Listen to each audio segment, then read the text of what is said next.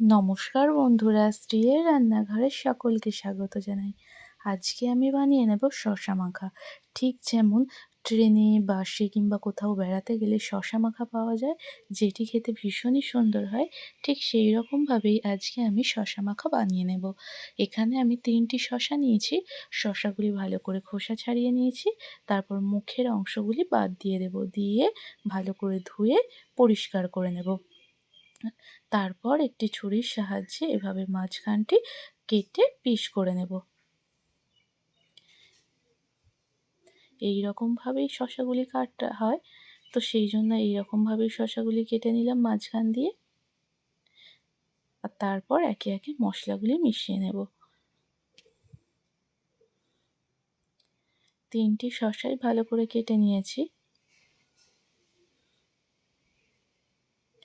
এবার একটি বাটির মধ্যে মশলা তৈরি করে নেব। এখানে আমি 2 রকম মশলা দিয়ে দেখাবো। প্রথমে একটা বাটির মধ্যে নিয়ে নিয়েছি সাদা লবণ, বিট লবণ আর শুকনো লঙ্কার গুঁড়ো।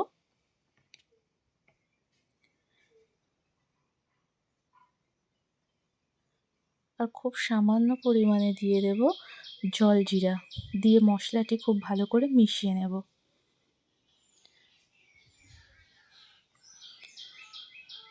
যারা একটু কম মশলা খেতে পছন্দ করে তারা এই যে শুধু সাদা লবণ, বিট লবণ, শুকনো লঙ্কা, জলজিরা দিয়ে এইভাবেও বানিয়ে খেতে পারেন। এটি তো খেতে ভালোই হয়।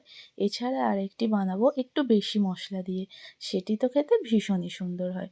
প্রথমে এইভাবে শসাটি মাখিয়ে নিলাম। তারপরে আরও কিছু মশলা এখানে অ্যাড করছি। জিরে গুঁড়ো, মরিচ গুঁড়ো আর চাট মশলা দিয়ে মশলাটি ভালো করে মিশিয়ে একে একে শসার মধ্যে দিয়ে দেব।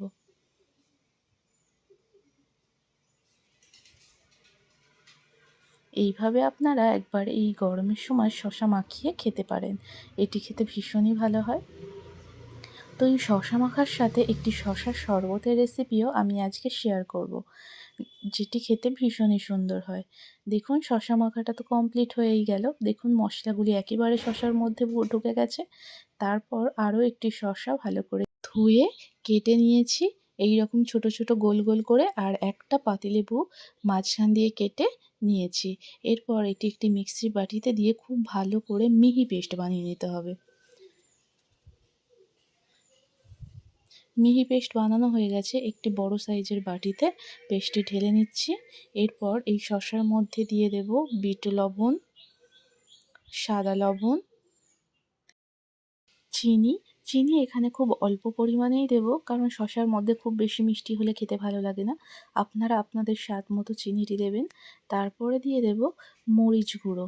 এটি আপনারা ব্যবহার নাও করতে পারেন। এখানে আমি দিয়েছি হালকা ঝাল ঝাল হওয়ার জন্য মরিচ গুঁড়ো। তারপরে দিলাম জিরে গুঁড়ো আর সবশেষে দিয়ে দেবো অল্প পরিমাণে জলজিরা। দিয়ে খুব ভালো করে মিক্সড করে নেব। আর হ্যাঁ, আরেকটু দিয়ে দেব পাতিলেবু। যে হাফ পাতিলেবুটি কেটে রেখেছিলাম সেই পাতিলেবুটি দিয়ে দেব। দিয়ে পেস্টটি খুব ভালো করে মশলার সাথে মিশিয়ে নেব।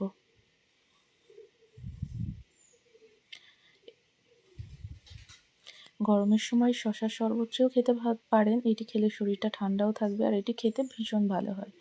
তারপরে 2টি কাঁচের গ্লাসের মধ্যে এই পেস্টটি ঢেলে নিচ্ছি। আর কয়েকটি দিয়ে দেব আইস কিউব। আর এখানে আমি সোডা ব্যবহার করছি। নর্মালি যে সোডাটা দোকানে কিনতে পাওয়া যায় সেই সোডাটাই ব্যবহার করছি। এতে শসার এই শরবতের স্বাদটি আরও বাড়িয়ে দেবে।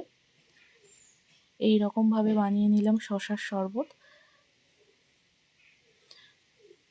মিশ্রণটি একটু পাতলা লাগছিল, তাই উপর থেকে আরও 1 চামচ পেস্ট এর মধ্যে দিয়ে সোডার সাথে ভালো করে মিশিয়ে নিচ্ছি।